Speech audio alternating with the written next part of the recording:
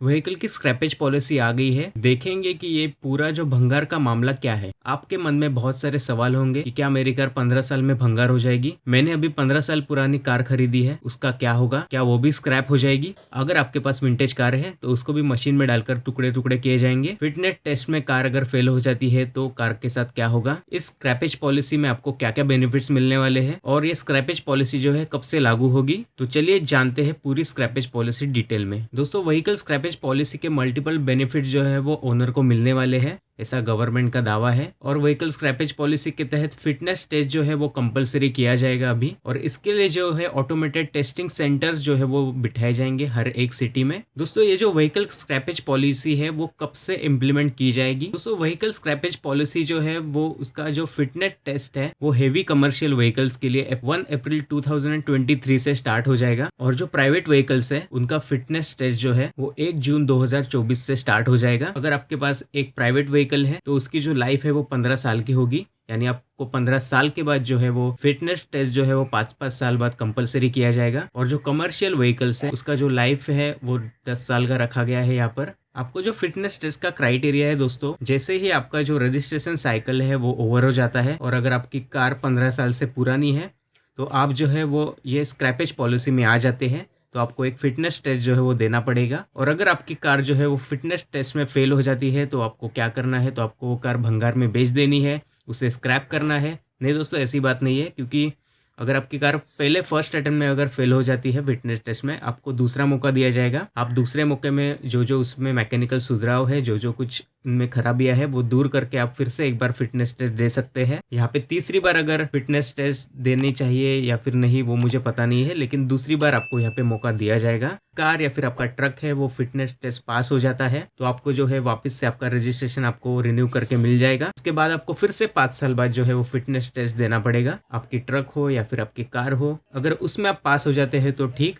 अगर फेल हो जाते हैं तो आपको जो है वो डॉक्यूमेंट्स नहीं दिए जाते हैं, यानी जो रजिस्ट्रेशन है वो आगे नहीं बढ़ाया जाता है, तो आपकी कार जो है वो इलीगल हो जाती है रोड पर चलाने के लिए। आप मेरा मतलब समझ सकते हैं कि मतलब आपके कार जो है वो रजिस्ट्रेशन नहीं हो पाएगी तो आप उसे चलाएंगे कैसे। इसमें भी बहुत सारे लूप होल्स आ जाते हैं। इंडिया में हम लोग रहते हैं तो आपको भी पता है मैं क्या बात कर रहा हूँ। जंगल में मोर नाचा किसने देखा, आपको ये कहावत तो मालूम होगी। इसी तरीके से आपको अगर फिटनेस टेस्ट क्राइटेरिया अगर आप कंप्लीट नहीं करते हो, अगर आपको नहीं मिलता है, आप अगर रोड लीगल नहीं होते हो आपकी कार चलाने के लिए रास्ते पे, तो आपको पता है कि दूर दराज इलाकों में आपको भी पता है कि उन गाड़ियों के पेपर्स तक नहीं होते। अभी आप बोलोगे कि ये हमें क्या सिखा रहा है, ऐसी उल्टी सीधी हरकतें। दोस्तों, एक्चुअली मैं मुंबई में रहता हूँ तो आपको सबको तो पता है यहाँ पर अगर पीयूसी भी नहीं होगा तो आपको फ़ाइन लग जाता है, इंश्योरेंस नहीं होगा तो फ़ाइन लग जाता है। तो मैं ये बात कर रहा हूँ दूर दराज इलाकों की, जहाँ पर आप सिर्फ अंदर के अंदर ही आपकी कार चलाते हो। वहाँ पर कोई भी आपका जो है कोई चेक करने वाला नहीं है, तो आप समझदार हो, आप समझ जाओगे मुझे क्या कहना है।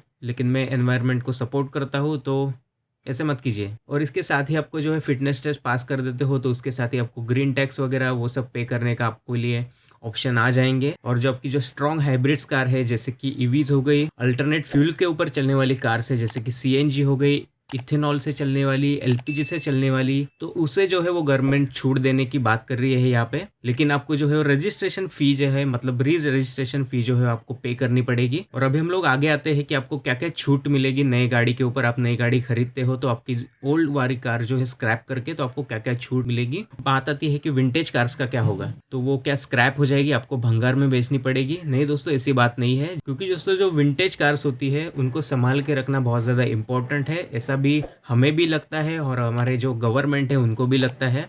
और गवर्नमेंट ने जो है वो स्क्रैप पॉलिसी से जो विंटेज कार से उसको हटा दिया है। इस स्क्रैप पॉलिसी का विंटेज कार के ऊपर कुछ भी प्रभाव नहीं पड़ेगा। मतलब आपके पास अगर कोई विंटेज कार है तो आप ऐसे ही चला सकते हैं, यानी उसको जो है वो फिटनेस टेस्ट वगैरह वो नॉर्मल क्राइटेरिया से गुजरना पड़ेगा, लेकिन आपको जो है वो स्क्रैप वगैरह नहीं करनी पड़ेगी। ये अच्छी बात है। दूसरा पे सबसे लास्ट पॉइंट आ जाता है जो कि बहुत ज़्यादा इंपॉर्टेंट है कि हम लोग को भाई छूट कितनी मिलेगी, मतलब हमको डिस्काउंट वगैरह कुछ मिलेगा कि नहीं हमारी जो ओल्ड कार हम लोग स्क्रैप कर रहे हैं उसमें। तो दोस्तों, अगर आपकी कार ओल्ड कार अगर स्क्रैप हो जाती है तो आपको एक सर्टिफिकेट दिया जाएगा। अगर आप वो स्क्रैप सर्टिफिकेट अगर आप नई कार खरीदते हैं उनको दिखाते हैं तो आपको 4 to 6% जो है वो एक शोरूम के ऊपर आपको डिस्काउंट मिल सकता है आपकी नई कार के ऊपर। और यहाँ पे इंडियन गवर्नमेंट की ओर से आपको 25% तक आपको जो है वो रोड टैक्स में आपको डिस्काउंट मिलेगा अगर आप नई कार परचेस करते हैं तो। और ये जो लागू होता है सिर्फ और सिर्फ अगर आपने स्क्रैप की है आपकी जो ओल्ड कार है वो, और आप अगर सर्टिफिकेट उसका दिखाता है तो ही आपको जो है 25%